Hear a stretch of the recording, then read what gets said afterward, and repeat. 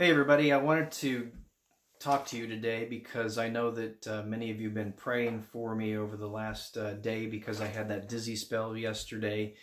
And I appreciate talking with Mr. Tom Robinson and him praying for me on the phone and basically anointed me, sent me anointed cloth, and I feel much better. I want to let you know that.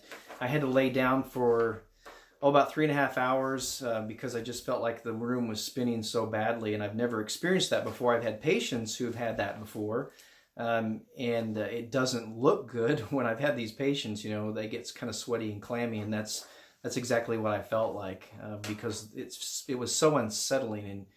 And if there's one thing you want stability. You want stability in every way, shape, and form, and you don't want to feel like you're going to fall over. So I do feel better, and I do appreciate everyone thinking about me and praying for me. So I just want you to know that I am feeling a lot better. I wanted to bring something else to you about something I was reading because I was considering this coronavirus and wondering just a little bit about why the medical community has been up in arms about this. We know that this is a fairly virulent strain of this coronavirus. But one of the things I think that, one of the reasons I should say why I think they're so worried about this, at least initially, even though I think, their worry has started to come down a little bit. And I'd like to see it come down more, which I think it will. But it was considered a novel coronavirus, which means it was new, which means that nobody had immunity to this particular coronavirus. We've never seen it before. It's different. It's new. And so when nobody has an immunity to it, then you're very concerned about what it may do to the population of a local area. And if it becomes pandemic as it has, what it would do to the population of the entire earth. So we don't have all the numbers in, we don't have all the statistics in, but when you see things in, for instance, like Italy, where it's killing approximately 10% of those who have been confirmed with the cases, well, that's a concerning thing. I mean, when you see 10%, you're very worried about that. What we don't know is the underlying incidence, the people that have actually caught the disease, recovered from it, and had no symptoms. And we'll know that more as the antibody tests come out. But there are other diseases, and I was thinking about this through history, that have caused pandemics or major deaths throughout history. And I think this is one of the reasons that we worry about what may come down the road. For instance, one of the worst and most devastating diseases that came upon Europe was, I think, it was around 600 or so. Let me see if I got that right. No, around 541 CE. So this was what we call AD, and this was called the Plague of Justinian.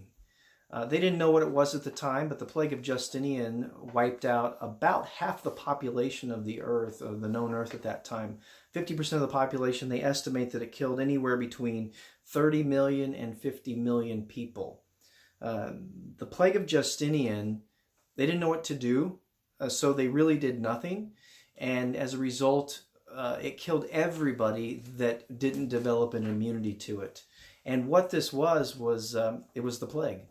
And so this plague has shown up, or it's cropped up its head throughout history, this being one of the first and biggest ones. Then we have what we call, and as the bubonic plague, or the Black Death, in about the middle of the 14th century. So it was about 1347, 1350, somewhere around in there, where it peaked. And it killed approximately 200 million people over the course of 4 years. That's a staggering number to kill that many people. Now, at this time, they started to do something a little bit different. They started to put people away that were sick. And in the Venetians, what they did was when the sailors would come into shore on the ships, they would tell them to stay on their ships. And they would tell them initially 30 days, you have to stay there 30 days until you started feeling better. And then they upped it to 40 days, and they called that in the Latin quarantino. And this is where we get the term quarantine. They would keep them on there for a certain period of time, and when they didn't show any symptoms, then they could disembark from the ships. And so it wiped out 200 million people in 4 years.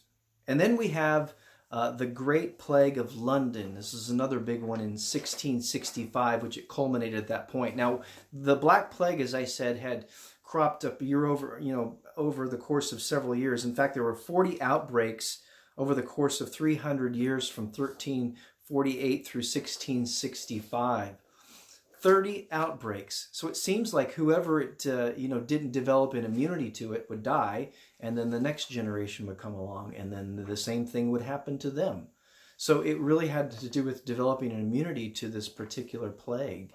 But the Great Plague of London was estimated to kill about 20% of London's population. They estimate about 100,000 people was killed or had died from this in 7 months.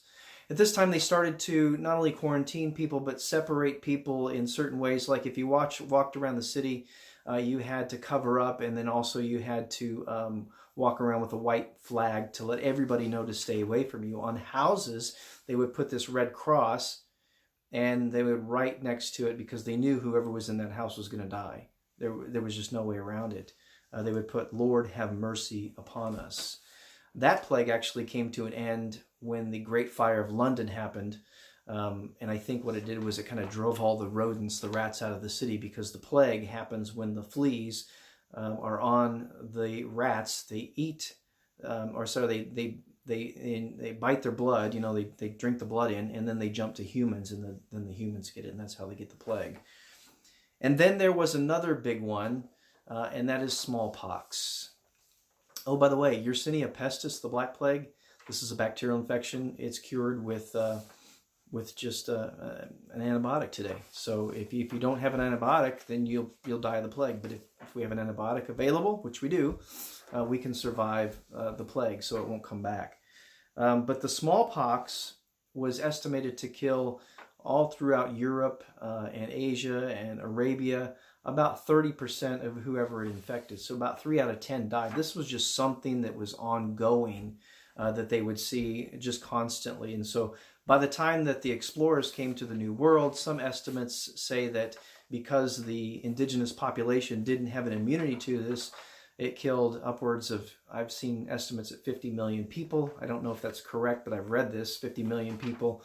Maybe 10 million in South America died from the smallpox and measles and such. They didn't have an immunity to. Measles, we know that is probably one of the most virulent viruses that you can get.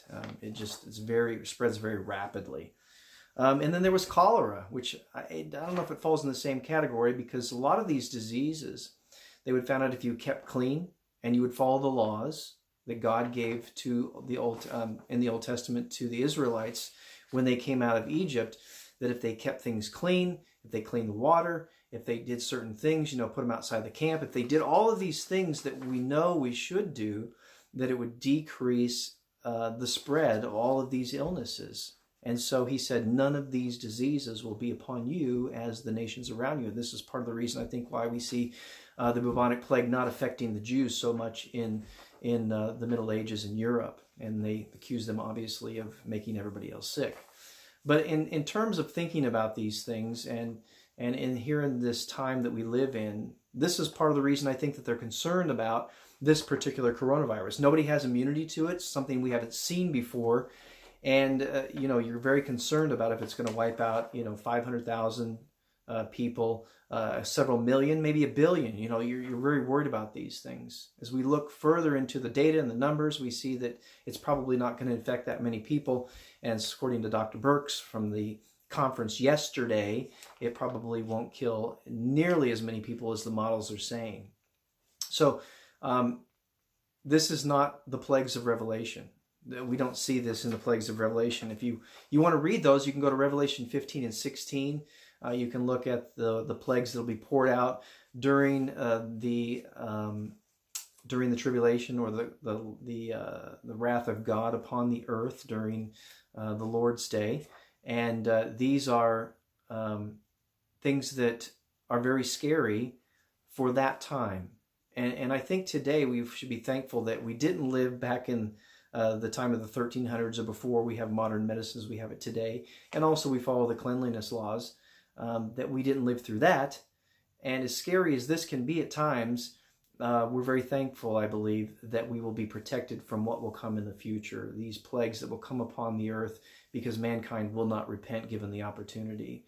So as we go about the Sabbath day here coming up, think about reconnecting with God, keeping keeping that connection with our elder brother Jesus Christ, and believing that He has a purpose and a will for us, and that whatever comes about, this time or anything in the future, we know that He will keep us safe in His arms in one way, shape, or another, fully believing that whatever we go through, it is for a grand purpose that God is weaving in your life, in my life, and throughout the lives of all of those people that He has called today as a purpose for what we will offer this world tomorrow when it comes. Even though knowing that a lot of these plagues are going to come upon man, it's a very terrible time. But we're thankful that we're not going to go through that, and we hope that we will maintain that connection so we can be worthy in that sense, to be counted worthy to escape all of those things that are to come to pass. So think about that this Sabbath as we go through the Sabbath day, as you're able to rest and trying to rejuvenate, and think about the positive things, as I tried to say the other day, because there's a lot of negative stuff out there. And I think we see positive things on the horizon, even coming now shortly, as we hope this thing will come to an end this summer, and we can move into greater and better things as the year goes on. Have a great Sabbath.